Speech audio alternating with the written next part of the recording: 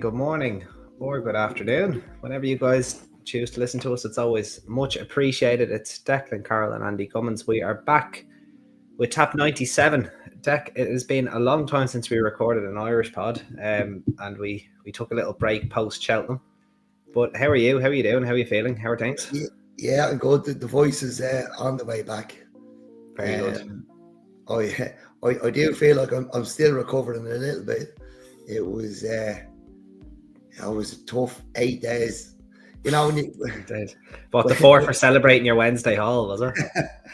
Well, when you're hard at it all week and you come back to Paddy's weekend, it's never going to be good, is it? Yeah. So, yeah, I think I went harder actually when I got home for a couple of days. But you were banging form, yeah. There was a bit of celebrating to do, so it was a good week. Yeah, I enjoyed myself. I'd say you did. Yeah, it's not every day you catch, what was it, Lecky Watson, Stumptown, Jimmy Desai, and Bambino Fever. Jazzy Matty Bambino Fever. Yeah, not every day you catch them in a Venezuelan. So yeah, fair play to you. Hope you enjoyed that one. And obviously plenty of listeners as well. Back Lecky Watson on your nod. Made a complete fool out of me with Ballyburn, Jenny Mac. That's the last time I go that heavy on it. We tried to tell you. You did try it. It failed miserably. I was too caught up in my own ways. I feel like when Whistle Stop Tour was nearly brought down at the first fence in the Ultima, followed by Duffel Coat basically getting brought down at the second last, I felt like I was pissing against the wind for the rest of the week. But it was a lot of fun though. I really, really did have a great time. What did you think of the overall experience this year, Dec and Cheltenham? Obviously crowds are a little bit down, but like the Wednesday and Thursday in particular, I thought felt very comfortable. Yeah, well, to be honest, it was arguably my favourite Cheltenham. I thoroughly enjoyed myself as well. Yeah, I had a great time, and it wasn't just favourite after favourite. It had stories all week. Like, you know, we obviously had the Mikey O'Sullivan double, which, you know, was kind of written in the stars, and for it to actually come true, all that emotion, you know, people around the winners and closure bawling their eyes out. Like, this sport is just magical sometimes, and it's, you know, I think racing kind of, you know, has dragged Cheltenham back out of a bit of a dark spot, particularly Cheltenham Racecourse. Like, it's and maybe National Hunt racing in Britain, it's just been dragged back into the hearts of the people, because it was just a magical week. And, you know, even when, like, you've Constitution Hill falling and then Stateman falls at the last hurdle, but then you've a mare winning for a small stable, like, that's just unbelievable. Like, you know, I know people have probably got mad giving out because they've done their money, but look, you know, racing's more than just punting the ears off favourites. It's and that Cheltenham Festival proved it. Like, you know, like, yeah, you know, even to see, I know the way you're like devastated that Galloping Deschamps didn't win his Tour Gold Cup, but to see, I know the way you're thinking win it and Gavin Clonmel win it, was like, you know, it just lifted you straight back up again. I was stood there with my head in my hands when Stateman fell, but to see a small stable win the champion hurdle, like, it brought you right back up again, and it happened all week. Yeah, and it happened all week from start to finish. Like, you know, that drama with the champion hurdle on the first day, you know, Wednesday was just so special. But even right to, you know, the emotion of Gordon finally getting his winner in the last race. Like, it was just, I just thought it was magical, and it was so comfortable, Andy. It was lovely, wasn't it? I could have done backflips in the Arkle Bar on the Wednesday. Yeah, like, it was, the festival had everything. It was like, I was kind of getting fed up with just, you know, I know Willie still had 10 winners, but the favourites, the domination of it, no good to us. You know what I mean? As I said to you, like, that fourfall on the first day, like, that was casino gambling to me. And, you know, the house absolutely pissed up that week. Yeah. This week anyway. Well, that's what happens in the casino. The house always wins, and the house, you know, after a couple of years of loads of favourites, the house won, and I'd say got it almost it all back, if not more.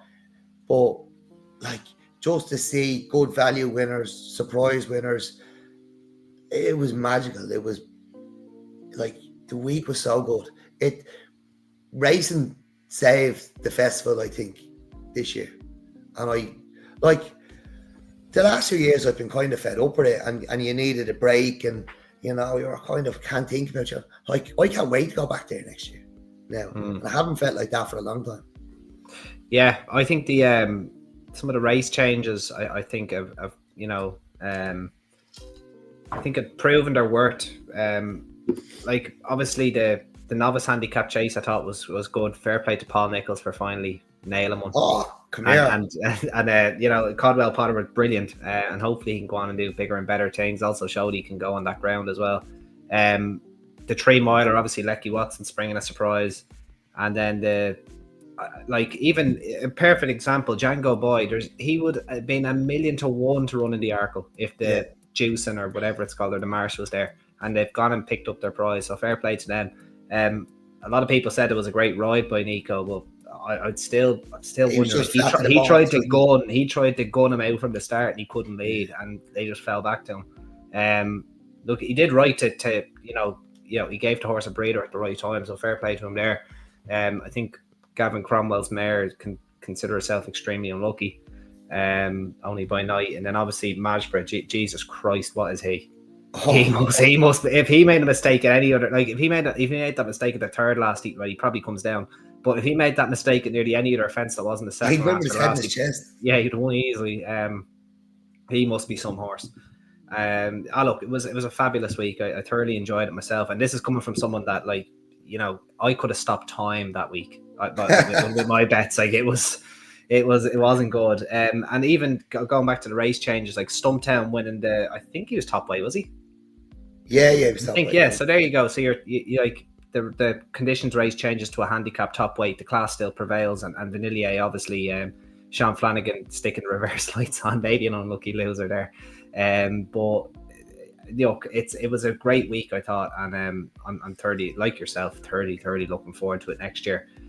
Look, we've a few questions, Dec, unless you have anything else to add. No. There's plenty. Obviously, there's a question about Poneros. I thought that was hilarious, but we can get to that a little bit later on. There was a question about Poneros, which I found that just unbelievable that Willie Mullins managed to win a grade 1 with a debutant before he won a handicap chase at the Cheltenham Festival, that is absurd. But anyway, right, we'll get into the questions there because we're already 8 minutes in. We'll be here all night, and people are probably gagging for the Clonmel nap at the top, which we will have a little bit later as well.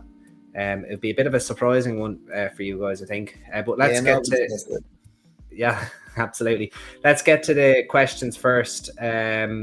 So we asked you guys to send us a few questions on Twitter, and you obliged. I think I got most of them. If I didn't, I apologize. I'll answer them in DMs or whatever. But anyway, the first question there from PC Equine Photo. Do you lads think Gallup and Deschamps can come back again next year and challenge for Gold Cup honours? Make it 3 out of 4. Dec, I have a pretty definitive answer on this one, but I'll let you go first. Yeah, look, if there's any horse that can do it, I think it's him. And he went out on a shield. He was like, I was emotional just watching how brave he was. He didn't go on the ground, like he never went to yard. It was kind of obvious. He wasn't jumping. He wasn't his usual self, and he still turned in looking like he could win the race. And like he gave it his all, and that's who he is, and that's what we've, he's captured the hearts of the people. He is a real people's horse, in my opinion, because he turns up, gets beaten, comes back, and then to go out in a Gold Cup like that, give it your all, only bumping into the horse that was supplemented. He could easily have won 3 Gold Cups on an off day, and like just how special this horse is. We bought in the shop the Turf Stars, and it's basically a little box, like a stable, tiny little teddy, but this year it's Gallup and Deschamps, and we brought it home for the little man. And we were thinking it'll go up onto the shelf, he'll be in the box, and he'll never come out, but he came out of the box, and he slept in the bed every night. Fab. the umpire goes around the house just saying his name. You know, he's an absolute superstar. And if there's any horse that can come back and do it again, well, he's only going to be 10. He's 10, yeah. Now, he's been on the go since basically he was 3. So there is that, but still. But we're putting it down to ground.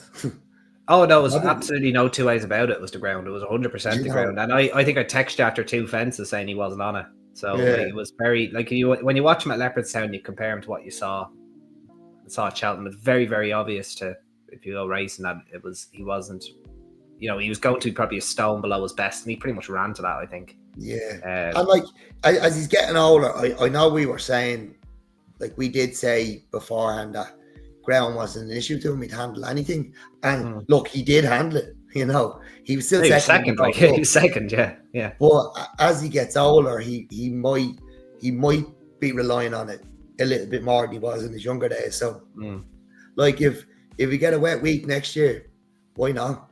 Yeah, totally agree. Regain it. So, and it'd be wonderful to see. Yeah, I think he's every chance of regaining it. And, sorry, and just cut across you. I think if he wins the Punchestown Gold Cup, like, it will bring the house down. I think. Yeah. I think if he does win it, that could be bigger than his Gold Cup wins nearly, like, because I just think the people will want it so bad after him being beaten. It means so much to people if he wins the Punchestown Gold Cup. After him getting beaten the last 2 years by fast or slow, like, it'd be someday if he can do it. He could have as fresh as a daisy Spallan's Tower lurking in the wings, though. I have a theory about. I'm not going to go over. I'm not going to jump off the subject, but I have a theory that the King George may have taken a lot more out of the runners than people may have thought after seeing the likes of La Homme Presse, Soleil Francais, Banbridge. There was a lot of horses that you just did not look themselves after that King George. I say it was a grueler.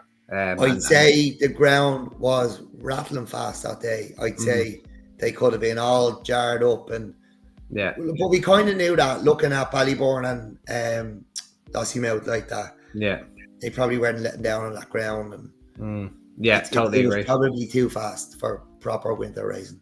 Yeah, no, it probably was, and I'd say a few horses are failing, and hopefully Jimmy Mangan's given Spallan's Tower all the time that he needs, and we'll hopefully see him later on in the season. Next up, I'm working with a 200 character limit here, guys. So this is at Run to Improve. So that's why his name isn't up here. So apologies for that. But having been at the festival, do you think there is a move back towards the betting ring? More people in tats due to better prices available, drink restrictions ease, poor online betting experiences. And he also went on to say, personally, I thought the betting ring, it was great to see the betting ring alive. I kind of agreed with this one. I thought the betting ring was definitely a little more livelier than previous years, and this is coming from someone that was punting mainly in cash throughout the week, so I was down there quite often. I would agree with that. I thought it was a good atmosphere, and obviously it was good to speak to AK as well. We had a few chats with him as well, Dec. You did a few bets in the ring as well, didn't you? I did, yeah. I did try to give it to AK, Graham and Tiddler. We spent a good bit of time. We went and see them every day. Yeah, just to say hello. And I can't really comment on whether it was much busier. I know it was no problem getting a bet on because the favourites were beat anyway. There wasn't any people queuing up to get winnings, but I'm not sure. I can't answer you on that one. But I enjoyed the time down there. It was a good feel. Yeah, it was a pain in the hole actually when I think it was Careys won the county hurdle, and I was trying to back Derry Hassan Paddy, I think, because Ian was confident in him. Obviously, I had Ballybow backed already, who I think is still out trying to complete the course. But Derry Hassan Paddy, it took me ages. I nearly didn't get on. The queues were that big, so I think when the favourites won, it was hard enough to get a bet on. It was great. I thoroughly enjoyed that. Right, next up, Ling 75. Were you guys surprised with the amount of favourites that were overturned at Cheltenham? Absolutely not. Sure, we've been saying all year that with the dry winter, you were going to get funny results, and lo and behold, that happened. I would imagine you agree there, Dec, yeah? Yeah, it was very few favourites I fancied anyway. And yeah, and it wasn't that I just always try to take favourites on. There was some of them I was quite confident of beating, like, you know. And that's what the Cheltenham Festival should be about. It should be competitive. Yeah. No, absolutely. Totally agree with you. And like, it even got to the stage where we were, you know, said on many pods that a maiden or a novice could, or a maiden could go and win a grade one. It went and happened with Poneros, but we didn't cover the back of the couch. Why would I do that? Oh, Jesus Christ! I still find that so funny. The gasp that came over Cheltenham when he went in. Right. Next up, Peter O'Sul 8. Do you think the Supreme was a deep race this year, particularly with the first two home? Yeah, I think it was deep enough. I like William Money, probably a year older than you'd like him to be. I thought it was. I thought coming into the race, I felt it was deeper than most people were giving it credit for, and I still think it was a good race. Like, Romeo Curio's a nice horse, and I don't know what you do with him now, because it wasn't like he was closing to the line or anything, and I always thought he'd want to step up and trip. But yeah, I think it was deeper than going into it. I thought it was deeper than people were giving it credit for, and I still feel that way. Yeah, I think he was just burnt off a little bit earlier. I think it would have been hard for him to close to the line because he was up there in the van, wasn't he? So he's a staying chaser, isn't he? And what he's doing now, 2 miles, you'd have to be very excited about him going forward. If they stepped him right up to 3 miles next year, I think would take a very good horse to beat him. I would imagine the first two home will stay at the minimum distance. There's no real reason to step them up, I wouldn't say. A shout out to Sean Flanagan again. We were obviously giving him a bit of abuse there with Vanillier, but he gets on great with William Money, and I thought he gave him a fantastic ride, and just bumped into one. Like the difference, and again, I don't want no disrespect to Finney Maguire or any other amateurs, but there is a reason there's amateurs and there's a reason there's professionals, and all you do is really go back and watch all the runs of William Money, and you'll see why pretty quickly. I think William Money's a nice horse going forward, but you're definitely right that the age thing, you might rather have the first and third, as a with a body of work when it's all said and done. I think William Money will have a nice novice campaign, but he could well get found out the season after next. Right, at Michael D. Toms, should a horse not seen once over? I love Poneros. He's quickly become my favourite horse. Should a horse not seen once over hurdles be allowed competing a grade one at the festival? What chance of punters got? No issue with how many Willie ran. Like, Dec, if you saw the post-race interview, I'm not sure if I sent it to you. I definitely quoted it to you that Willie Mullins was looking out the window and said, we better bring him in and get him ready for the triumph. Like, and like he was literally going through the yellow pages looking for jockeys, with his 11 declared. John Joe O'Neill gave up, I think, 3 or 4 rides at Doncaster just to take one ride at Cheltenham, and it was a Willie Mullins debut into the champion hurdle. It just shows you this power and sway that he has. Look, I've personally no issue with this because it's never happened before, and I'd be pretty confident it's never going to happen again. Like, that horse going off 100 to 1 was probably bad value in the grand scheme of things. Like, he probably should have been, obviously very talented on the flat. 1,000 to 1. Yeah, like, it's Edmonton win the triumph hurdle. Like, it's absolutely. I can't believe you didn't have a euro on him because you were stood in the Arc of Bar sound. Look at Willie running all these debutants, and we were all around your phone looking on, and you were laughing at the amount of runners. Like, look at it. You were like, look at this fella. He's never ran before, and you didn't back any of them. Yeah, well, look, it was probably a waste of money until it wasn't it? And the funny, I think that, you know what I think has caused the biggest uproar about this is that it was the top 2 in the market going hammer and thong up the straight, and then this thing comes from bleeding Cleve Hill at 100 to 1 and silences the place. I think that's why, like, you would have had half like it was either Lulamba or East India Dock. Of course, Hello Neighbour in there too, but the majority of people, like I was on East India Dock. I knew plenty of people on Lulamba, and I was pretty confident East India Dock's goose was cooked after he jumped the last. I thought he was probably running on fumes, probably didn't quite jump well enough. Ran a mighty race, don't get me wrong, but I think Lulamba's clearly the better horse going forward. But going back, if you watch this Triumph hurdle, like Poneros came down, I'd say with snow on his head after the second last. Like the amount of air he gives it, this thing must be an absolute machine. Now, he's probably a staying hurdler going forward. Like I'm not, or was it a less than vintage renewal? It could be it could absolutely be. But even if it is to win a Triumph hurdle, like Jesus Christ, like. I'd say Tony Bloom had, bunting well backed in the Coral Cup, and obviously Energumene pulling up. I'd say his thought his week was done until, I'd say this was like the horse racing equivalent of him going to sending one of his scouts to Ecuador or Venezuela and pulling out some 18-year-old that they can sell for 60 million in 3 or 4 years' time.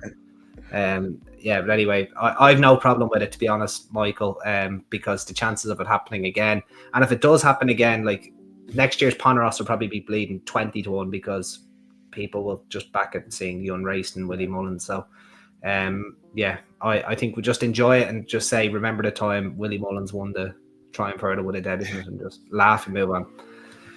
Right, Chris Woodsy. Opinions on Majbra and Factophile. Do you think Factophile has the speed for the champion chase? This is a good question because I believe he's 2 mile chase bound at Punchestown. Am I correct? I think I read that somewhere. What do you think, Dec? Well, I think the beauty of it is we're going to find out. We don't know. He's going into the unknown. It's going to make the market really, really interesting. It's going to make the race very, very, going to make for a great race.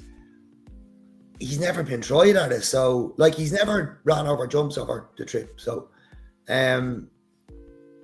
it's a total unknown. Like, if you ask me mid-season, I'd have been like, no way. Thinking before Leopardstown say at Christmas, he's saying he's a 3 miler, but we don't know. We're going to find out, and that's it. The beauty of horse racing. And as you said to me during the night, the beauty of having no 2.5 mile race at the Punchestown Festival. Yeah, and now like at the Cheltenham Festival, it could be the same. Imagine having no Ryanair chase, and that's the beauty of it. If you're a 2.5 miler, Aintrie's there, it's ideal.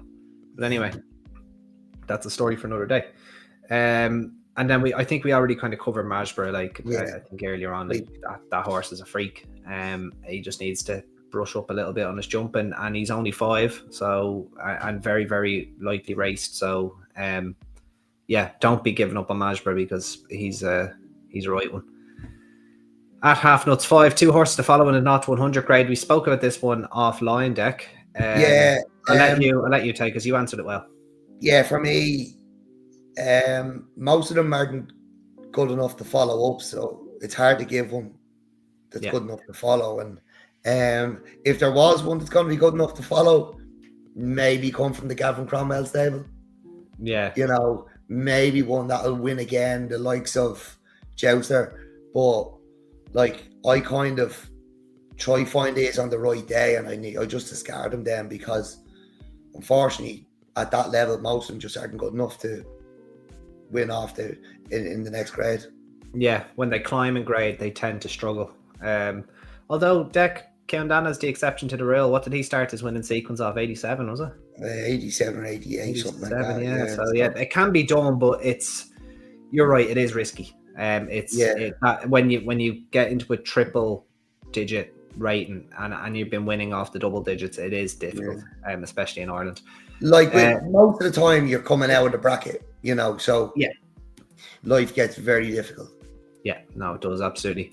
But we've a few in here for you in the podcast in a few minutes now, so just stay tuned. There'll be horses you can follow at least for Thursday. Right. I'll stick with you, Dec. Thoughts on Nürburgring going forward, one of your favourites.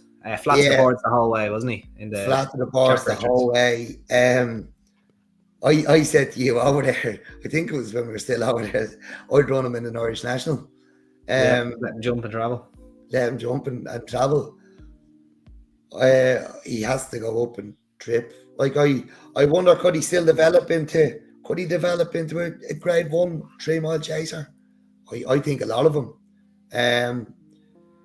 He might be just a touch on the slow side for it, but like he's still only 5. I think the future's still bright, but he has to go up and trip. Yeah, he absolutely does. There might have been a query with the track as well. That was similar with Solness, same colours. But he did look flat to the boards, I thought. And look, there's been more to come from him, and there'll be easier opportunities. I'd say that Jack Richards was a hot race. Yeah. But yeah, I'd keep him on side, maybe with a view to going up and trip. Like, would you throw him into the grade 1 3-mile novice that punches down? Like, see what happens. Why not? Like, he might go to the Powers Gold Cup. He's going to the Galway Plate, I'd imagine. His next could be that's where they're aiming back from, isn't it? Like, if he won the Galway Hurdle last year, the Galway Plate is probably the most. Makes no sense. So, yeah, right. I'd have got for 2. 2 for me, lads. Cheeky, but we'll accept it. Right, this is Martinez on Twitter, isn't it? So, can Dec talk about Martin Hassett having it off at Limerick? I think you guys had a Twitter exchange about this one. Yeah, so I just put up a tweet about Promontory and the form of his race, and Martinez picked up on one that I missed, and he did back him. It was the Siege of Jadotville, and he duly obliged at 28-1. Absolutely great spot. I had nothing on myself, but he let me know beforehand that he was making his handicap debut on Sunday, and I hope he had a good bit on. Yeah, fair play. Great spot. And obviously the second part of that question, thoughts on the rematch between Brighter Days Ahead and Constitution Hill on a track that suits her better, which will be Aintree. Is she's definitely going to Aintree, is she? I know Constitution Hill is, and I believe Lossiemouth is. I think Brighter Days Ahead is going to be engaged there as well. Anyway, let's say it's a hypothetical anyway. Do you think she does it? Like, she was really bad though. She was beaten down the hill, wasn't she, in the Champion Hurdle? Yeah. But does Constitution Hill want the trip, or ain't she? Like, he was probably emptying against Sharjah, and if he's gonna run against Lossiemouth and a Brighter Days Ahead, that that probably want that trip, he's gonna find life really difficult, I think. But then Aintree is coming 3 weeks after Cheltenham, and you just don't know sometimes. And I think we're going to see mad stuff for Aintree. Yeah, that Aintree Cup. If you thought Cheltenham was bleeding bad, I don't think Willie has any evidence. I'd say we're going to see them strung out like the washing in the straight at Aintree. I'd say there's going to be horses legless in the home straight, and it's a long home straight at Aintree. Yeah, you'd have to resist a lot of temptations backing horses that are coming from down 100%. We're going to see really exaggerated winning distances. Yeah, totally agree. Right, we'll rattle through the last few here. Cork bike crash, interesting name. What's the Grand National double? Jesus, I think this question's been asked more than once as well. It's as if it's easy. People asking that walk around Cheltenham. Yeah, so we're actually funding this guy's upcoming trip to Egypt as a result of intense raffles and I am Maximus winning last year, so fair play. Horses from Cheltenham you're looking forward to seeing again. Okay, I think this question might be a duplicate. I popped them all in, but anyway, enjoy Egypt for a start. Right, horses you're looking forward to seeing again. Look, you don't have to name too many, Dec. If you have 1, 2, 3, 4, whatever, but looking forward to seeing Lecky Watson win the Gold Cup next year. There you go. Keep it simple. Anything else, or are you happy to leave it at Lecky? I'm interested to see how good Careys could be. Yeah, she's gotten a Scottish Champion Hurdle entry. I saw that, which kind of scares me a bit, because there's a horse I thought was quite an eye catcher. In the Supreme, he was out with the wash and was tailed off, but made some late headway, ran a nice race, and it was the only British horse in the race. And it's the only time I'm going to mention a British horse until probably next year, unless we do something for the Grand National. Tutti Quanti got £3 for getting beaten 28 lengths by Kopek the board, puts him on 128. Now it might be touch and go on whether he gets into the Scottish Champion Hurdle at Ayr in a few weeks' time, but if he does, I think he'll take all the beating in the Scottish Champion Hurdle. Taking a similar route as Favourite Fortune did last year when he went, I think, was 6th in the Supreme, and then went on to win the Scottish Champion Hurdle.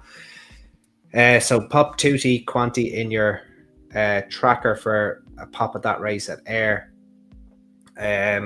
He's the one that I'm looking forward to seeing, quickly. I would have put 40 Colts in that, but the handicapper gave him £18 for finishing 4th in the Ballymore or the Bearing Bingham or the whatever it's called these days, which I think is a ludicrous piece of placing, but it is what it is, I suppose. Kind of interested to see what they do with the company sergeant now after he bumped into Jaguar as well. Not that I'm looking forward to seeing him as a betting point of view. I'm not sure, but I think he very much bumped into a very nice horse there in Jaguar. So they'd be a couple that I'm looking forward to seeing anyway. Right, Dec, we'll keep going. Richie, what are your plans for Countdana? Do you have any plans yet laid out? Yeah,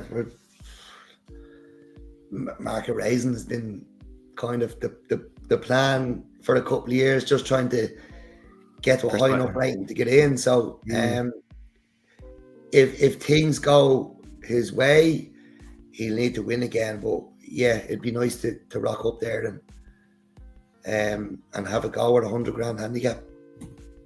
Yeah, that'd be class. That would be so good. I'd have to get myself over there to support him. Like he needs a lot to go. First of all, he needs to win a race, and then he needs to get there fit. He needs to get his ground. But yeah, look, it would be great to run in a race like that, and another trip away. Yeah, that'd be awesome to the raising as well. We've already mentioned the Grand National Double. We might post something closer to time. And then the English National Horse and Tap Horses. If you think, and then there was something about if you thought of any more questions, he'd post them. So thank you for that one, Richie. Don't think you posted any more questions. I probably would have found them. Asola K91, who, if there are any, are the Irish trainers to follow during the summer? This was a tough one. Yeah. I kind of went with your dual purpose trainers to usually keep themselves sweet over the summer. Did you have one, Dec?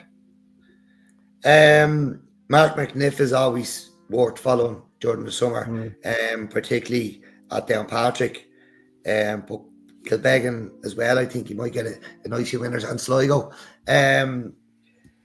Ross O'Sullivan's always worth following during the summer because his horses generally like better ground, and he had a really good summer last year. He's that sort of train. Look, he's getting a better class of horse where they're winning more in the winter now, but he'll win lots of races during the summer. Over jumps and on the flat, but well worth following over jumps. And Owen McCarthy was always one I followed during the summer, but he'd been off the boil a little bit, so hopefully he'll be back this year and he'll pick up plenty of races again. Yeah, absolutely. Some nice answers there. All right, 3 questions. We'll just rattle through them really quick. Pud, Yorkie Pud, we know you well. What they made of Derry Hassan Paddy's ran well for a long way. I thought he ran an exceptionally good race because the pace completely collapsed and he kept going to finish third. And the 2 horses that finished ahead of him, obviously Jasmine DeVoe and the mare, the Big Westerner, they were held up. So I thought he ran an exceptionally good race, and he can make a lovely staying chaser. Have you much to add there, Dec? No, I thought he ran a great race. Great tip from him. Yeah, and look, I'm looking forward to him next year, actually. Yeah, me too. Can't wait to see him.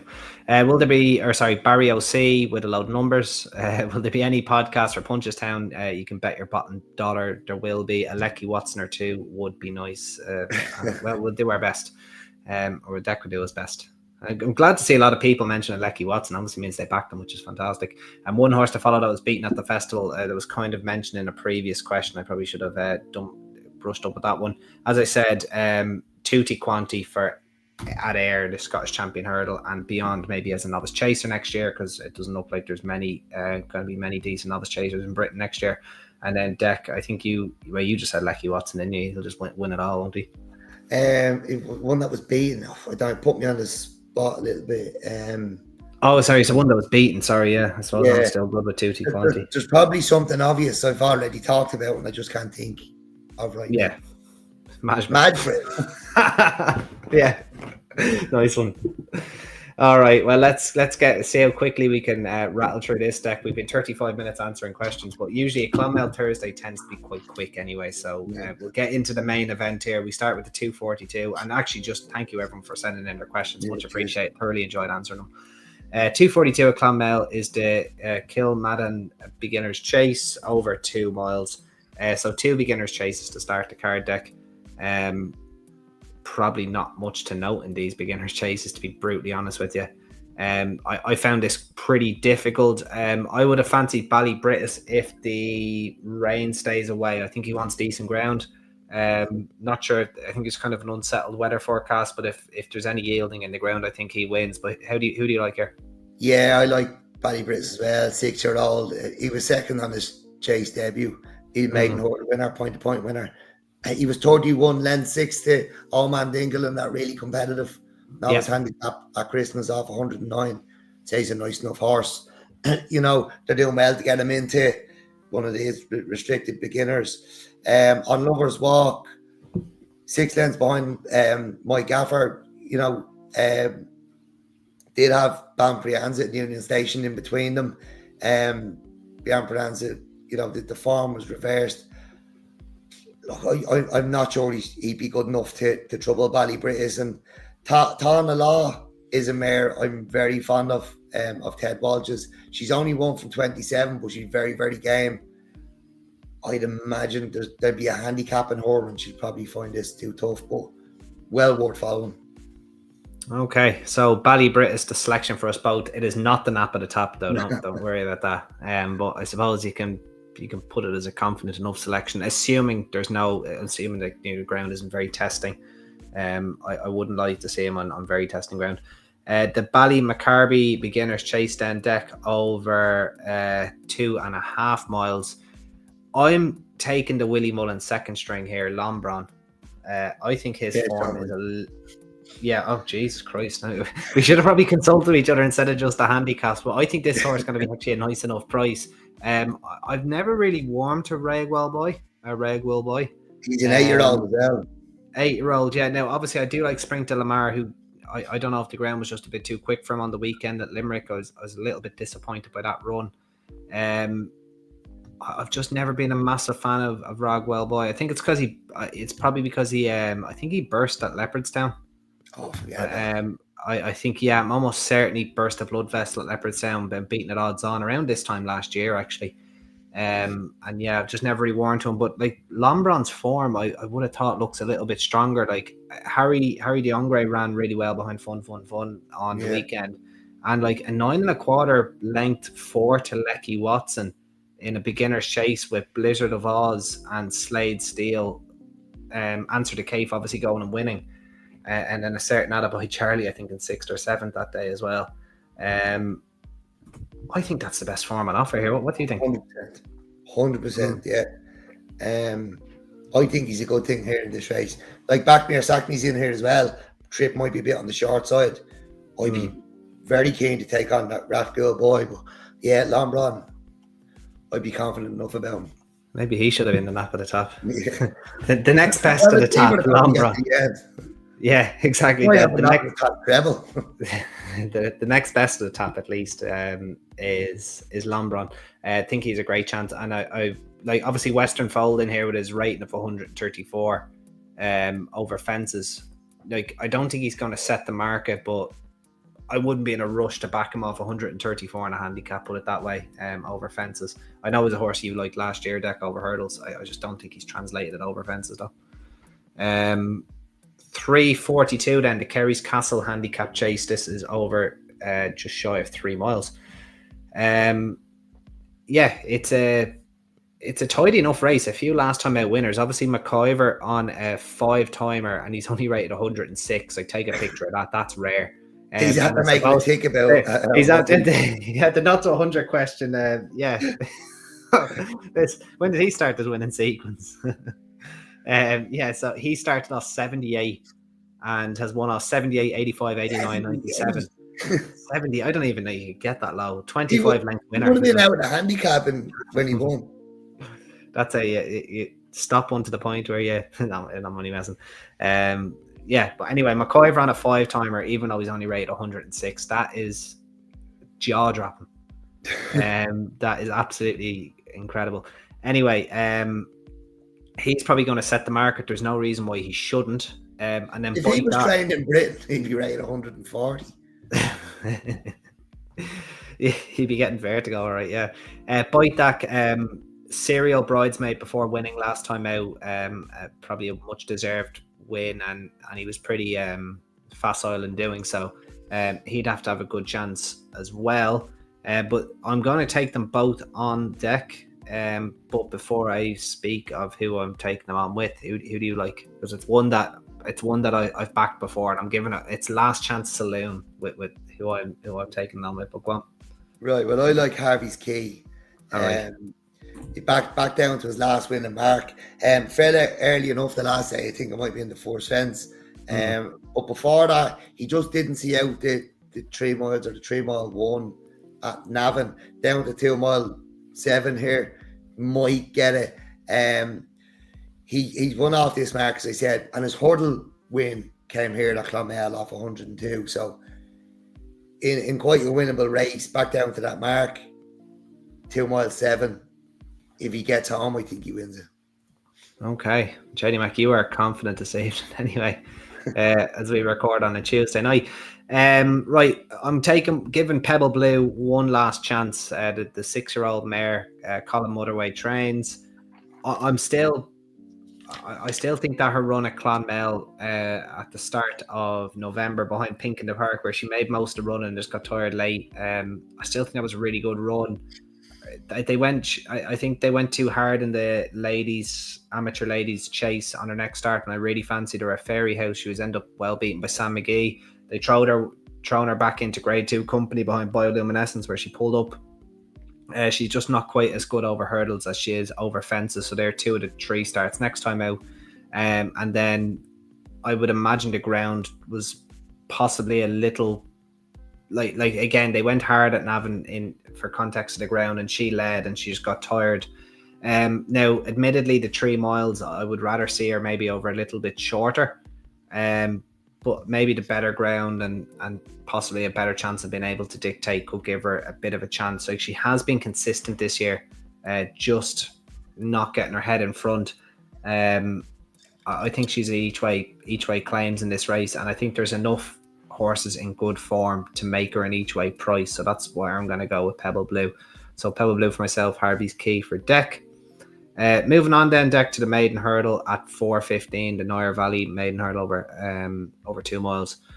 Again, we're seeing it all at Clonmel, like a horse rated 106 on a 5-timer, and now we have a horse that has managed to is coming from point to point and has managed to run out in half of them. I don't know how you run out in a point to point.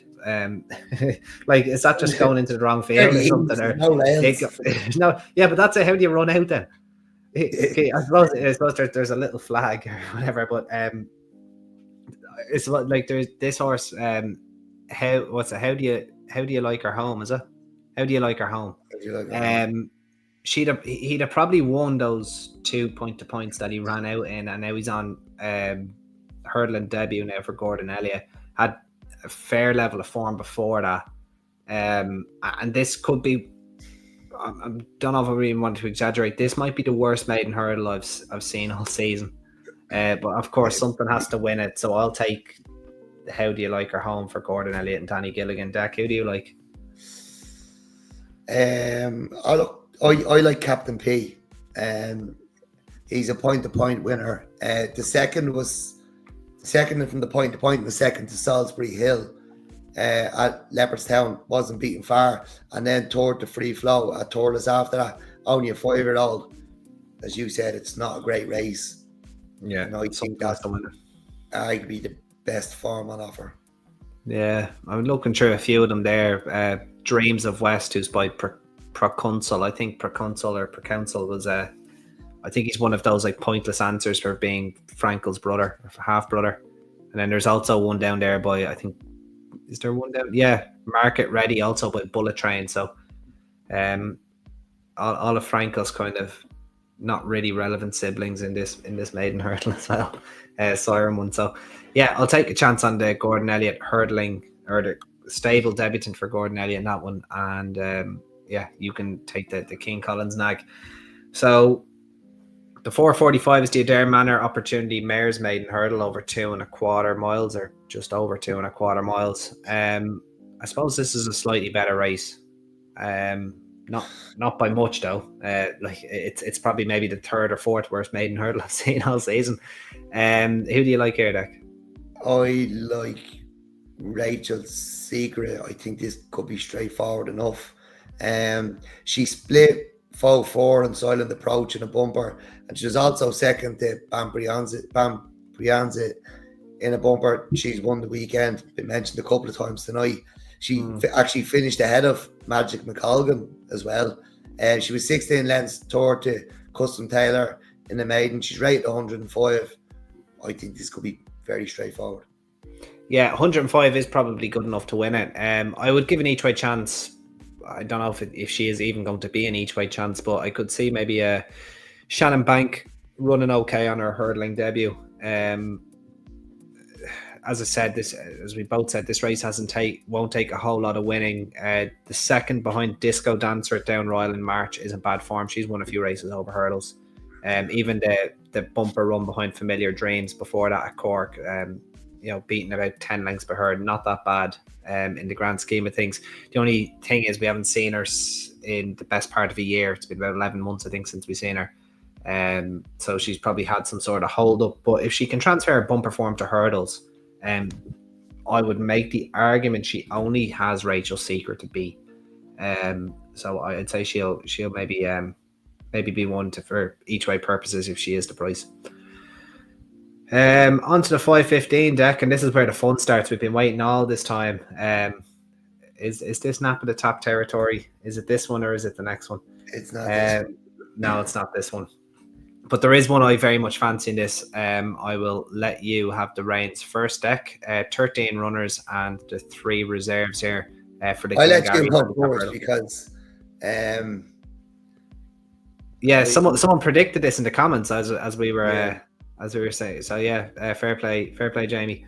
Yeah, I do quite like Silent Dawn in this for Adrian Murray. This horse has probably been working with 2-year-olds coming from that stable. Trying to keep up with them trying to keep up with the ammo things on the gallops. No, I'm only messing. But I did think that her run last time out at Clonmel, it was a very much an eye-catching run. Or sorry, not at Clonmel, it was at Thurles. Sorry, it was very much an eye-catching run. Possibly a career best. Like she was beaten. She did run quite well. Or sorry, he ran quite well behind Win Some Lose Some last May. At a big price in the maiden, was only beaten 3 or 4 lengths there. Was probably flattered on the day, but got a rating 97. He's came down now to 92, but he was making some lovely headway. I thought after the third last, came into the race really nice.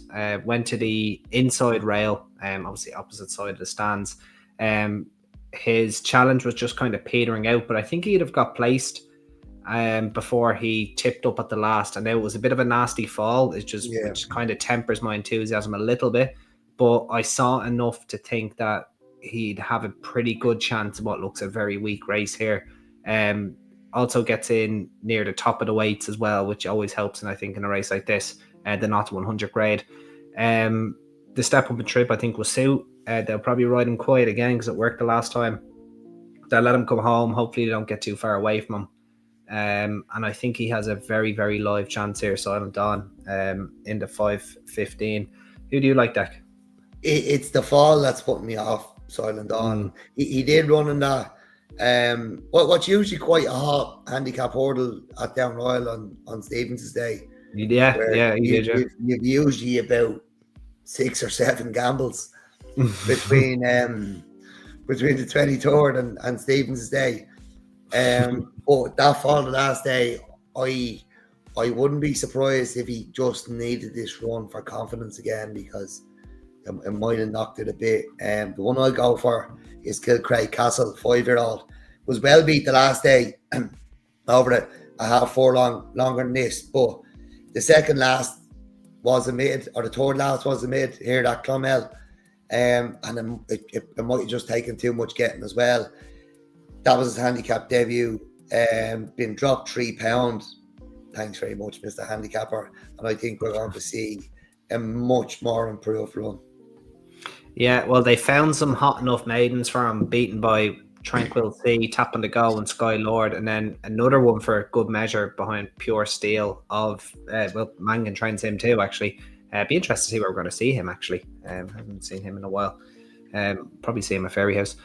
Yeah, he would have to have a chance. It's a ballsy selection though, Dec. He's going to be a big price. That's what we do around here.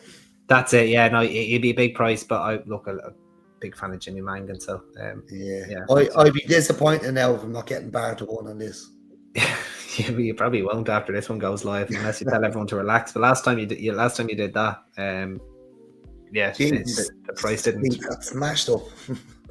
Speaking of things getting smashed up, it's nap at the tap time, the 5:45, the Glenary Handicap Hurdle Division 2.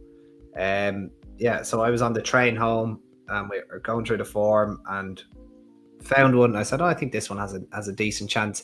I was fully expecting you just to reply Heidi's Frontier, because she's a mare that you've taken a bullet for over the course of the season, and she was very much an eye catcher. I wouldn't even eye catcher. She was, she ran a lovely race. It was probably a career best the last day. And I would expect her to probably be favoured here. I think she's entitled to on the back of her last run, stepping up in trip. But Dec, you have deserted Heidi's Frontier. She's probably going to go bolt up without your money now. But who's it for? Yeah, she probably will. She probably deserves one more chance. And she showed more than enough the last day now for you to get back into bed with her. But she is up £2, and I'd say last day was make or break. And it's right, we'll continue with this mare. There's a win in there, but she is up £2. It's the fact that I backed Southgate Avenue the last day myself at Gowran. Apologies there on our amateur broadcast. We had an intruder in the room. But we get back now to Dec talking about the nap at the top. Yeah, look, I actually backed Southgate Avenue the last day, and I knew very, very early my money was done. There was a stablemate in the race with similar colours, or the same colour, actually fell late on, but Ryan Hayes was doing his best to bury this thing out the back. It was a second handicap run, travelled well, met trouble coming home, been dropped £2, only a 5-year-old. I'd say they're going to have a write-off now. Write-off. And unfortunately, Heidi's Frontier is going to bump into another one, maybe second or third, another £2. Going to start fighting in life. Difficult again. There was one more that caught my eye as well, a filly Tirog. She made her handicap debut here in February. She might just want to go up and trip now. She was third, beating 19 lengths, and she just struck me as one that maybe 2.5 miles the next day, she might go and do the business. So I'd be putting her in the tracker. But yeah, Southgate Avenue here. Yeah, they managed to get him hampered twice on his 2 handicap runs. He was pretty badly hampered behind Chosen Diamond as well. That day, where I think you were mugged off by Chosen Diamond that day, were you? No, maybe not. Not Chosen Diamond. Sorry, I'm thinking about the other Eddie Colley horse that mugged you off on New Year's Day. Must Go Now. Must Go Now. Sorry, yeah, that one.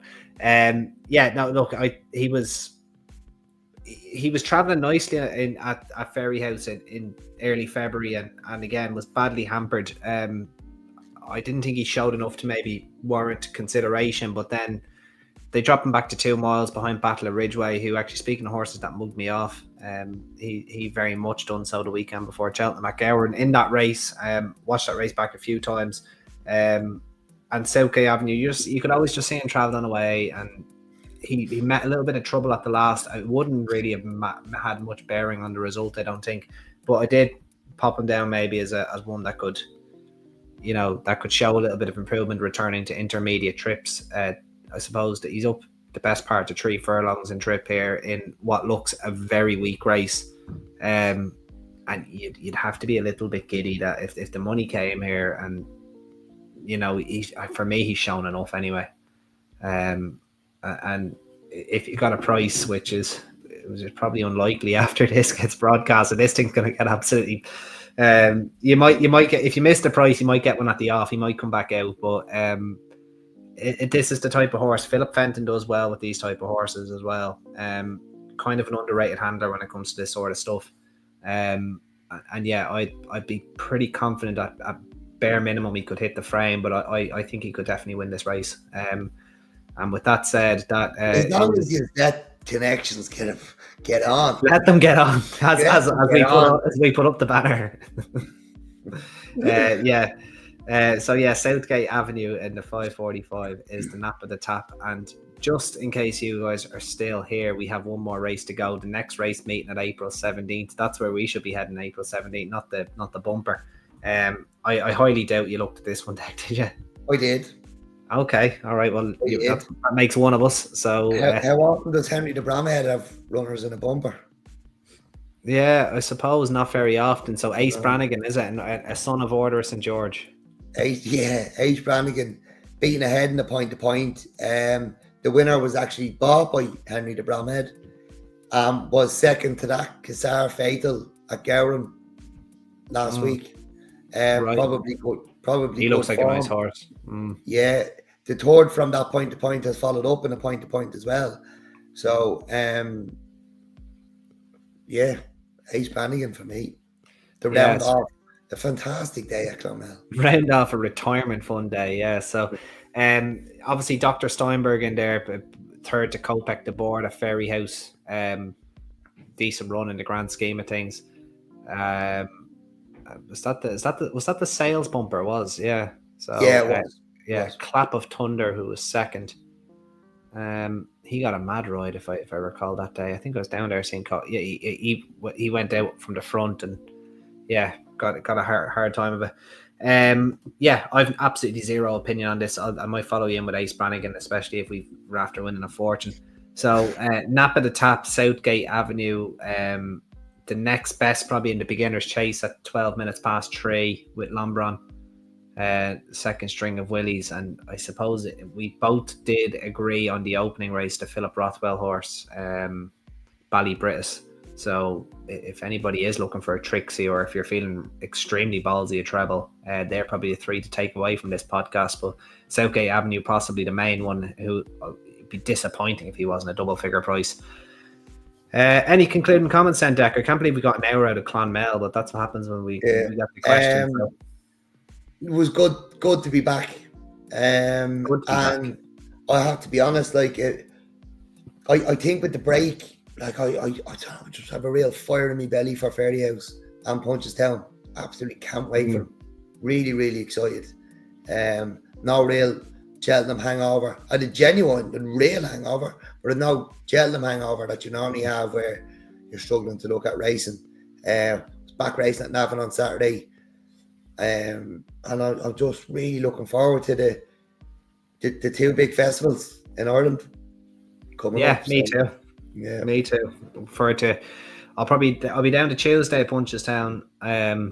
Probably go for a few drinks on the Friday. Might tag down with yourself, and then I might do the Saturday. Saturday as well. Work permitting. I reckon I'll do the 3 days at Ferry House. I'll do Tuesday, Wednesday, Thursday at Punchestown, and I'm going to go absolutely mad on the Friday. Not even going to see a horse. And then, I'll do the Easter Sunday. I love the Easter Sunday at Ferry House. I'll see about doing the other ones. But definitely the Easter Sunday.